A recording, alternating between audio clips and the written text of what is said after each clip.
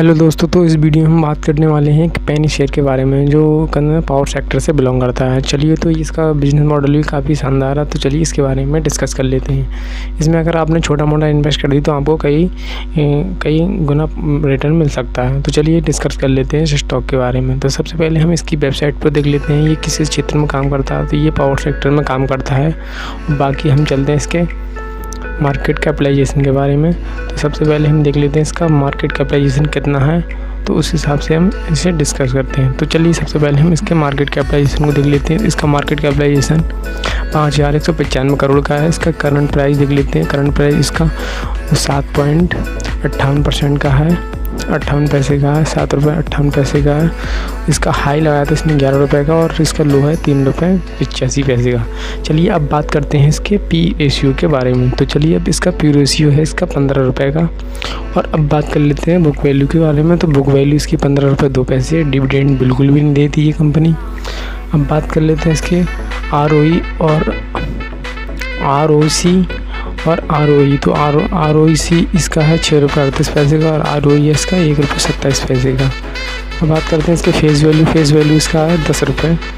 बात कर लेते हैं इसके प्रमोटर होल्डिंग की। प्रमोटर होल्डिंग बहुत ही शानदार है, 24% की है। इसका प्रॉफिट ग्रोथ 117% की है।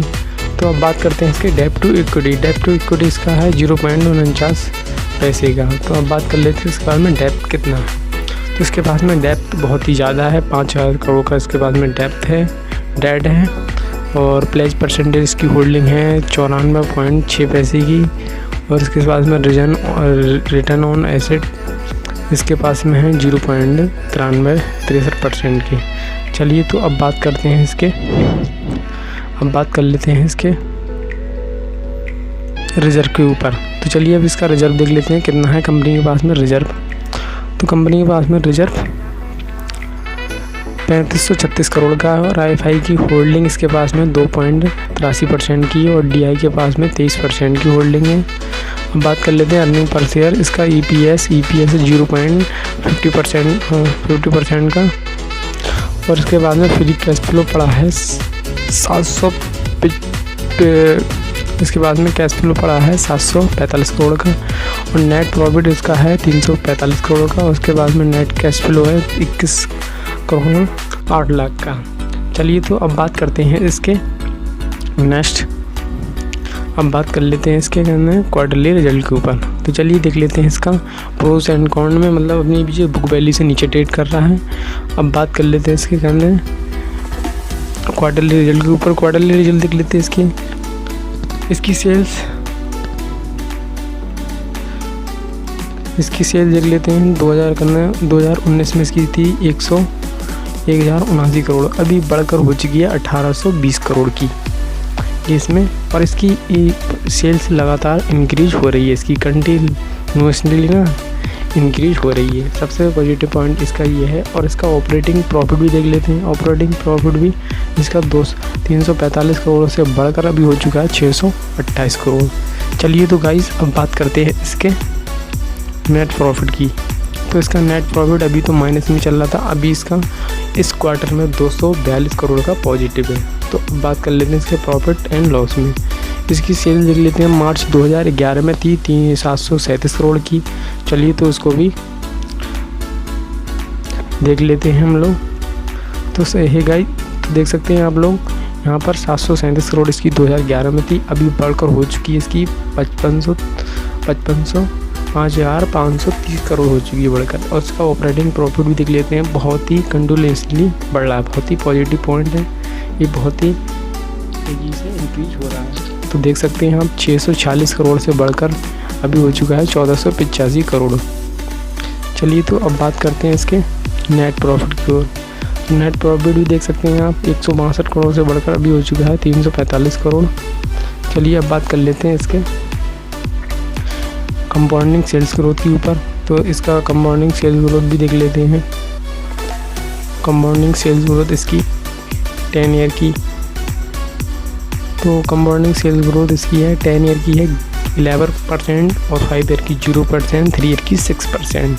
चलिए अब बात करते हैं इसके नेक्स्ट कंपाउंडिंग प्रॉफिट ग्रोथ की। तो 10 ईयर का माइनस में है 12% और 5 ईयर 60% और 3 ईयर का है 31% की।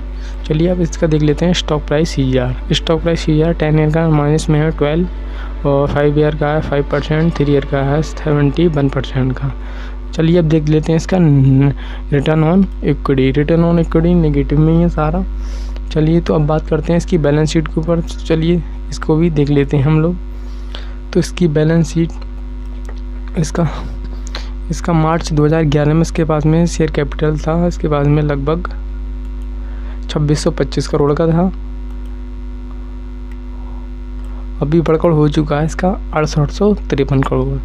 चलिए अब बात करते हैं अदर लाइबिलिटीज़। तो इसका अदर लाइबिलिटी थी 2087 करोड़ की, अभी हो चुकी हैं घटकर हो चुकी हैं 1889 करोड़ की। चलिए तो अब बात कर लेते हैं टोटल एसेट। इसके पास में 17,347 करोड़ के टोटल एसेट है। चलिए तो अब बात करते हैं इसके करना है शेयर होल्डिंग पैटर्न को। चलिए इसको भी डिस्कस कर लेते हैं। तो सबसे पहले इसका शेयर होल्डिंग पैटर्न देख लेते हैं हम लोग इसके। तो शेयर होल्डिंग पैटर्न इसका है सितंबर 2019 में इसके पास में थी 29.85% की होल्डिंग, अभी घटकर हो चुकी है 24% की होल्डिंग।